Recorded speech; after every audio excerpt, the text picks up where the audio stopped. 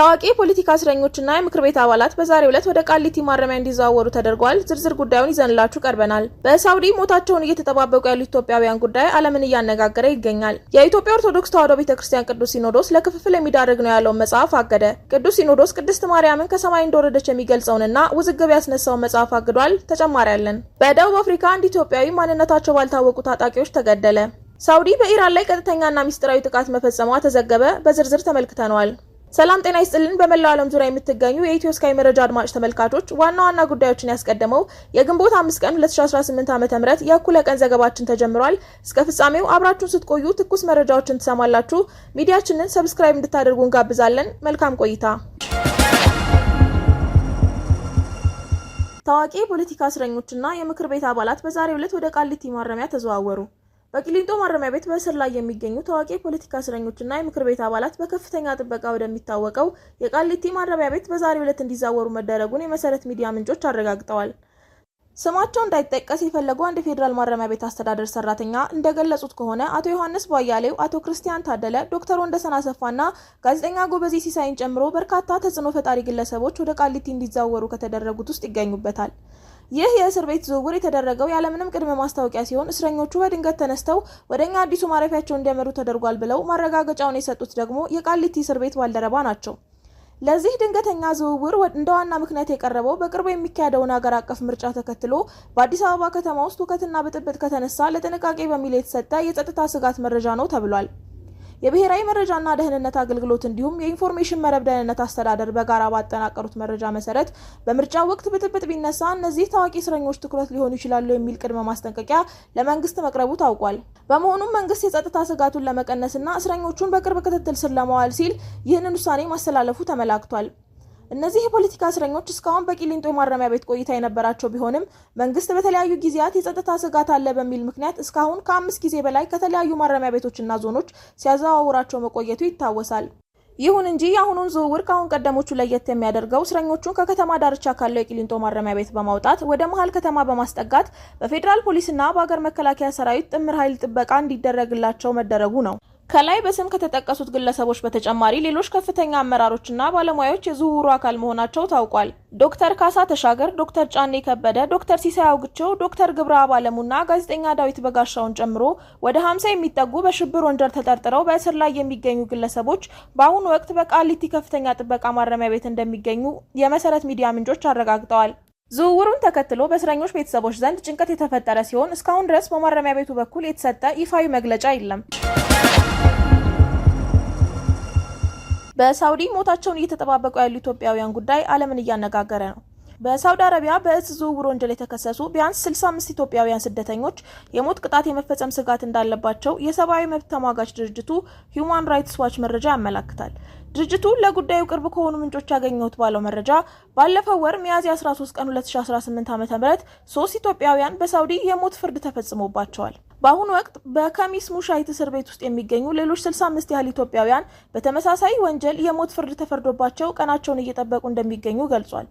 ሞት ከተፈረደባቸው መካከል በሰሜን ኢትዮጵያ ትግራይ ክልል በነበረው ጦርነት ምክንያት ከሀገር የተሰደዱም ይገኙበታል። አንዳንድ መረጃዎች ግን የሞት ፍርድ የተፈረደባቸው ኢትዮጵያውያን ቁጥር ከ200 በላይ ሊሆን እንደሚችል ይጠቁማሉ። አብዛኞቹ ታሳሪዎች ወደ ሳውዲ ሲገቡ ጫት ይዘው በመገኘታቸው የተከሰሱ ናቸው። ምንም እንኳን ጫት በኢትዮጵያና በየመን የሚዘወተር ቢሆንም በሳውዲ አረቢያ ግን ባለው ሱስ የሚያሲዝ ንጥረ ነገር እንደ ከባድ እጽ ተቆጥሮ በሞት ያስቀጣል። እንደ ድርጅቱ ምንጮች ገለጻ ታሳሪዎቹ ጫት መያዝ በሳውዲ በሞት እንደሚያስቀጣ ግንዛቤ አልነበራቸውም። አንዳንዶቹ ደግሞ ሳውዲ ለመግባት በህገ ወጥ አዘዋዋሪዎች ወይንም ደላሎች ተገደው እንዲይዙ የተደረጉ ናቸው። ታሳሪዎቹ በቂ የህግ መከላከያ ጠበቃና አስተርጓሚ እንዳልቀረበላቸው እንዲሁም በምርመራ ወቅት ድብደባና እንግልት እንደደረሰባቸው ተመላክቷል። እስረኞቹ ከታሰሩበት ጊዜ ጀምሮ ምንም አይነት የቤተሰብ ጉብኝት እንዳልነበራቸውና በሳውዲ ከሚገኙ የኢትዮጵያ ቆንጽላ ጽሕፈት ቤት ኃላፊዎች ጋርም የመገናኘት እድል እንዳላገኙ ተገልጿል። የሞት ቅጣቱ እንዲሰረዝ ሁሉን አቀፍ ጥረት እንዲደረግም ድርጅቱ ጥሪ አቅርቧል። በሳውዲ አረቢያ ባለፉት ጥቂት ዓመታት የሞት ቅጣት አፈጻጸም በከፍተኛ ሁኔታ እየጨመረ የመጣ ሲሆን እንደ አውሮፓውያን አቆጣጠር በ2025 ብቻ 356 ሰዎች በሞት ተቀጥተዋል። የኢትዮጵያ ኦርቶዶክስ ተዋሕዶ ቤተክርስቲያን ቅዱስ ሲኖዶስ ለክፍፍል የሚዳርግ ነው ያለውን መጽሐፍ አገደ። ቅዱስ ሲኖዶስ ቅድስት ማርያምን ከሰማይ እንደወረደች የሚገልጸውንና ውዝግብ ያስነሳውን መጽሐፍ አገደ። የኢትዮጵያ ኦርቶዶክስ ተዋሕዶ ቤተክርስቲያን ቅዱስ ሲኖዶስ በዛሬው የአምስተኛው ቀን ውሎ ዋልድባ አብረነታት ገዳምን ይወቁ በሚል ርዕስ የተዘጋጀ መጽሐፍ በየትኛውም አህጉረ ስብከት እንዳይሰራጭ አግዷል። የቅዱስ ሲኖዶስ ጽሕፈት ቤት የኮሚኒኬሽን ኃላፊ ረዳት ፕሮፌሰር መምህር ዳንኤል ሰይፈ ሚካኤል ለኢኦቲሲ ቲቪ በሰጡት ማብራሪያ መጽሐፉ በእምነት አስተምሮ ላይ ጉድለት ያለበትና ለክፍፍል የሚዳርግ ነው ተብሏል። ከዋልድባ ገዳም ጋር በተያያዘ የቀረበው መጽሐፍ በቤተክርስቲያኗ ሊቃውንት ጉባኤ ተመርምሮ እመቤታችን ከሰማይ እንደወረደች አድርጎ የሚያሳይ የሚስጥራተ ቤተክርስቲያኑ ቁጥር የሚያፋልስና ለመነኩሴ የማይገባ ስድብና ትችት የበዛበት መሆኑ ተገልጿል። በዚህም ምክንያት መጽሐፉ እንዲወገዝ በሊቃውንቱ የቀረበውን የውሳኔ ሐሳብ ምልአተ ጉባኤው ተመልክቶታል። ይሁን እንጂ ሲኖዶሱ መጽሐፉን ከማገድ ባለፈ የሊቃውንት ጉባኤ የጽሑፉን ባለቤትና ጸሐፊውን ለይቶ ባለማቅረቡ ጉዳዩ በድጋሚ ተጣርቶ ለቋሚ ሲኖዶስ እንዲቀርብ መርቷል። እስከዚያው ድረስ ግን የገዳሙ አባቶች በሰላምና በፍቅር እንዲቆዩና መጽሐፉም ከስርጭት ውጭ እንዲሆን ጥብቅ ትዕዛዝ ተሰጥቷል።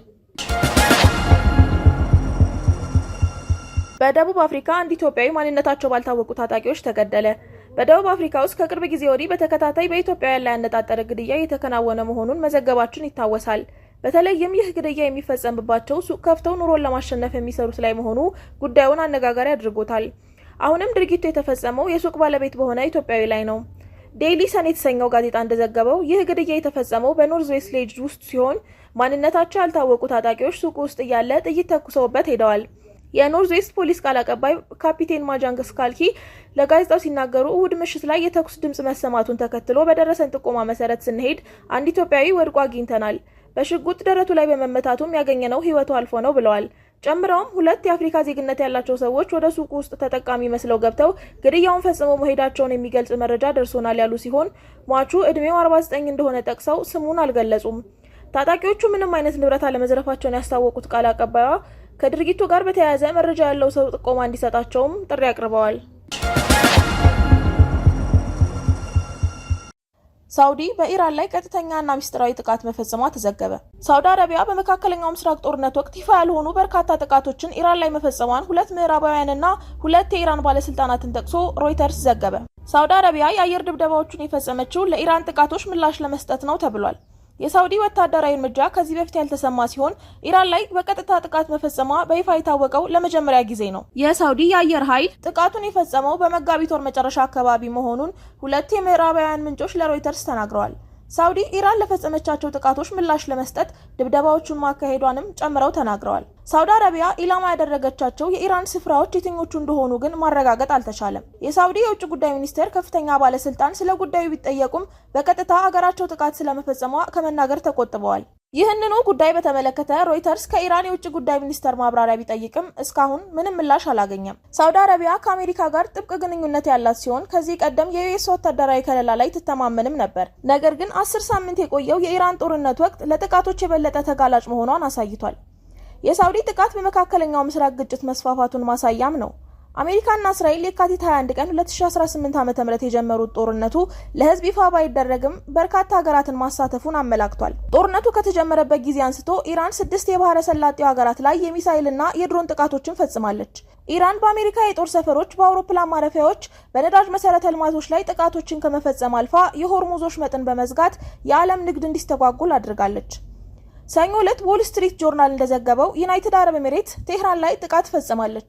የሳውዲና የኤሚሬትስ በጦርነቱ ውስጥ መሳተፍ የግጭቱ ትክክለኛ መልክ የተደበቀ መሆኑን አረጋግጧል። ዩኤኢ ቴህራን ለድርጊቷ ተገቢውን ዋጋ እንድትከፍል የሚል ጠንካራ አቋም ያላት ሲሆን ውስን ዲፕሎማሲያዊ ውይይቶችን ከኢራን ጋር አካሂዳለች። አንድ የሳውዲ ከፍተኛ የውጭ ጉዳይ ሚኒስቴር ባለስልጣን ከኢራን ጋር ጦርነቱን የማርገብ ስምምነት ላይ ተደርሶ እንደሆነ ተጠይቀው ሳይመልሱ ቀርተዋል። ነገር ግን ሳውዲ አረቢያ ለቀጠናው መረጋጋት፣ ደህንነት፣ ብልጽግናና ለህዝብ ደህንነት በሚል ውጥረትን በመቀነስ ላይ ያለንን አቋም ላረጋግጥ እችላለሁ ብለዋል። ይህ በእንዲህ እንዳለ ዩኬ በሆርሙዝ የባህር ወሽመጥ ላይ የሚደረጉ የመርከቦችን እንቅስቃሴ ለመጠበቅ የተዘጋጀ የጋራ ተልዕኮ ላይ ድሮኖችን፣ ተዋጊ ጀቶችና የጦር መርከብ እንደምታዋጣ አስታወቀች። የመከላከያ ሚኒስትሩ ጆን ሄሊ ማክሰኞ ዕለት በተካሄደው የመከላከያ ሚኒስትሮች ጉባኤ ላይ ዩኬ የምታደርገውን ድጋፍ ይፋ አድርገዋል። ይህ የዩኬ ባህር ኃይል ስምሪት የባህር ውስጥ ፈንጂዎችን ለመለየት የሚረዳ መሳሪያን፣ ድሮን ጀልባዎችንና የአየር ቅኝቶችን ለማድረግ የሚያግዙ የጦር ጀቶችን ያካተተ ይሆናል ተብሏል። ሁኔታዎች ሲፈቅዱ ይጀመራል በተባለው በዚህ የሆርሙዝ ወሽመጥ መተላለፊያን ለመጠበቅ በሚደረገው ተልዕኮ ውስጥ ከ40 በላይ ሀገራት ይሳተፋሉ። ኢራን ለወራት ለአሜሪካና እስራኤል ጥቃቶች ያጸፋ ምላሽ ለመስጠት በዓለም ላይ ከፍተኛ የመርከቦች እንቅስቃሴ ከሚደረግባቸው መስመሮች መካከል አንዱ የሆነውን የሆርሙዝ ወሽመጥ ዘግታ ቆይታለች። አሜሪካ በበኩሏ በቴህራን ላይ ምጣኔ ሀብታዊ ጫናን በማሳደር ወደ ውድድር ጠረጴዛ እንድትመጣ ለማድረግ በሚል ወደ ኢራን ወደቦች የሚገቡም ሆነ የሚወጡ መርከቦች ላይ እገዳ ጥላለች። በዓለም ላይ 20 በመቶ የሚሆነው የነዳጅና የተፈጥሮ ጋዝ መተላለፊያ የሆነው ይህ የባህር መስመር በመዘጋቱ በዓለም አቀፍ ደረጃ የነዳጅ ዋጋ ጨምሯል። ከሚያዝያ ወር ጀምሮ በአሜሪካና በኢራን መካከል የተኩስ አቁም የተደረገ ቢሆንም ሁለቱ ሀገራት ጦርነቱን ሊያስቆም ወደሚችል የሰላም ስምምነት መድረስ ባለመቻላቸው ትራምፕ ስምምነቱ በቋፍ ላይ ነው ሲሉ ተናግረዋል። በወሽመጡ ላይ አንዳቸው ሌላኛቸውን ጥቃት በመክፈት ይከሳሉ።